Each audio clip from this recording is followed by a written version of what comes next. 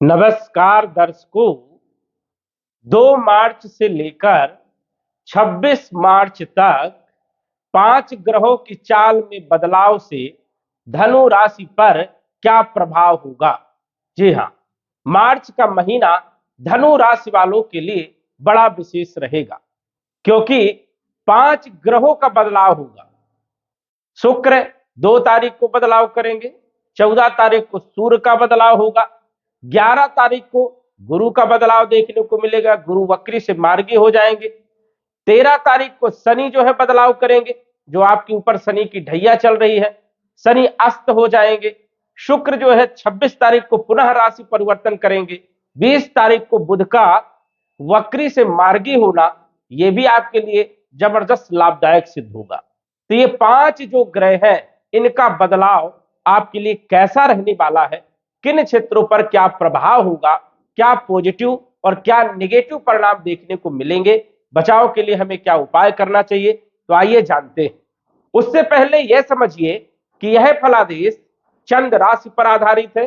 नाम राशि के आधार पर भी जान सकते हैं और लग्न राशि के आधार पर भी जान सकते हैं। ये जो आप कुंडली देख रहे हैं, मार्च महीने की कुंडली है और सौर मंडल में ग्रहों की जो स्थिति है वो इस प्रकार से रहने वाली है।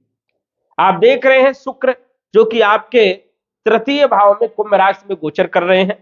2 तारीख को इनका राशि परिवर्तन होगा, अपनी उच्च राशि में मीन राशि में गोचर करेंगे 26 तारीख तक, और 26 तारीख को पुनः राशि परिवर्तन करके मेष राशि में आ जाएंगे। इनका अद्भुत परिणाम आपको जो है मिलेगा।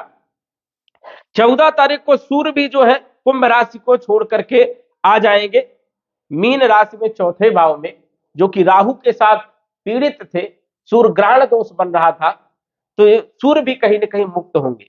इसके बाद गुरु जो कि लंबे समय से वक्री चल रहे थे, आपके ऊपर नकारात्मक प्रभाव देखने को मिल रहा था, स्वास्थ्य को लेकर के, धन को लेकर के, वही सुख को लेकर के, क्योंकि गुरु जो है ये आपके राशि के स्वामी है और राशि के स्वामी होकर के वक्री होना नकारात्मक स्थिति बन जाती है। तो अब 11 तारीख से 11 मार्च से गुरु का आपके ऊपर किन क्षेत्रों पर सुप्रभाव रहने वाला है उस पर भी हम चर्चा करेंगे। साथ ही साथ बुध जो वक्री चल रहे थे 20 तारीख को ये मार्गी हो जाएंगे, इनका भी एक अलग परिणाम देखने को मिलेगा। और शनि का तो है ही, शनि की ढैया जिनकी चल रही थी, शनि की 7.5 जिनकी चल रही थी, उनके जीवन में परेशानियां तो थी, कष्ट तो था, रुकावटें तो थी, अशांति तो थी, लेकिन अब शनि का जो प्रभाव होगा, नकारात्मक प्रभाव, वो पूरी तरह से समाप्त होगा धनु राशि पर। इसलिए विशेष रूप से जो है ये समय आपके लिए प्रभावी रहने वाला है। तो सबसे पहले हम देवगुरु बृहस्पति के बारे में चर्चा करेंगे। गुरु आपके लगन के स्वामी है और ये आपके चौथे भाव सुख के भी मालिक है, और गोचर कहां कर रहे हैं, सप्तम भाव में गोचर कर रहे हैं, मिथुन राशि में। लंबे समय से वक्री थे और वक्री ग्रह वैसे ही जो है परेशान करने का काम करता है। गुरु धन के कारक है, विवाह के कारक है, संतान के कारक है और शिक्षा के कारक है। तो इन क्षेत्रों पर कहीं ना कहीं जो है कमी देखने को मिली, परेशानियां देखने को मिली। लेकिन 11 मार्च से गुरु का जो बदलाव है ये आपके लिए बड़ा जबरदस्त रहेगा। यदि लंबे समय से स्वास्थ्य ठीक नहीं चल रहा था, कम ज्यादा बीच बीच में चल रहा था, तो स्वास्थ्य आपका बढ़िया रहेगा 11 मार्च के बाद। कॉन्फिडेंस यदि कम ज्यादा हो रहा था, लो हो रहा था, हाई हो रहा था, तो कॉन्फिडेंस आपको मिलेगा। अपॉर्चुनिटी यदि लंबे समय से नहीं मिल रही थी, तो गुरु अपॉर्चुनिटी देने का काम करेंगे। भूमि, भवन, प्रॉपर्टी, मकान और वाहन से जुड़े हुए कार्यों में रुकावटें यदि आ रही थी, तो रुकावटें आपकी दूर होगी। माता का स्वास्थ्य यदि खराब चल रहा था, तो स्वास्थ्य भी बढ़िया रहेगा और सुखों में वृद्धि भी होगी, क्योंकि चौथे भाव के भी मालिक देवगुरु बृहस्पति और लगन के भी मालिक है। गुरु सप्तम भाव में गोचर कर रहे हैं, तो व्यापारिक स्थिति को भी बढ़िया करेंगे, पार्टनरशिप को भी बढ़िया करेंगे, और वैवाहिक जीवन में कोई तनाव चल रहा था तो उसको भी दूर करेंगे। इनकी पंचम दृष्टि लाभ भाव में होने के कारण अकस्मात लाभ, धन के स्रोत पैदा करने का काम करेंगे, आय के माध्यमों को बढ़ाने का काम करेंगे। लगन भाव में दृष्टि होने के कारण स्वास्थ्य अब बेहतर रहेगा, और पराक्रम भाव में गुरु की दृष्टि होने के कारण जो यहां पर 5 ग्रहों की युति दिख रही है, जो कि अच्छी नहीं मानी जाती, गुरु यहां पर अपनी अमृत दृष्टि डालेंगे तो बचाव करने का काम करेंगे, स्थिति को बदलने का काम करेंगे। तो गुरु आपके लिए बहुत ही महत्वपूर्ण है। धन के मालिक हैं शनिदेव और पराक्रम के मालिक भी शनिदेव हैं और चौथे भाव में गोचर कर रहे हैं। आपके ऊपर शनि की ढैया चल रही है, लेकिन अब शनि की ढैया में बदलाव होगा। बदलाव इसलिए होगा क्योंकि शनि अब सूर्य के समीप होने के कारण अस्त हो जाएंगे, और ये अस्त होंगे शनि जो है 13 तारीख को। 13 तारीख को जब शनि अस्त हो जाएंगे तो आप पर जो है शनि का जो नकारात्मक प्रभाव कैरियर के भाव में पड़ रहा था, कैरियर को लेकर के चिंता थी, स्ट्रगल था, वो अब दूर होगा। तो ये आपके लिए बहुत अच्छा समय है। धन से जुड़ी हुई जो समस्याएं चल रही थी वो दूर होंगी। कुटुंब परिवार में मतभेद या क्लेश जो था वो दूर होगा। पराक्रम यदि आप करोगे तो उसमें आपको रिजल्ट मिलेगा, लाभ मिलेगा। तो ये आपके लिए बहुत अच्छी स्थिति है। कम्युनिकेशन स्किल आपका बढ़िया रहेगा। ग्रीन कार्ड, वीजा, पासपोर्ट, इन क्षेत्रों में रुकावटें थी तो यहाँ पर आपको जो है काम बनते हुए नजर आ रहा है। तो ये स्थिति आपके लिए बढ़िया है। इसके बाद मंगल आपके पंचम भाव के मालिक है, 12वें भाव के मालिक है, गोचर कर रहे हैं राहु के साथ तीसरे भाव में। अब तीसरे भाव में मंगल कारक माने जाते हैं, लेकिन राहु के साथ बैठे हैं तो स्वतंत्र रूप से अपने अच्छे परिणाम नहीं दे पाएंगे। फिर भी थोड़ा सा यहाँ पर ध्यान रखना है। संतान को लेकर के थोड़ी चिंता जरूर रहेगी।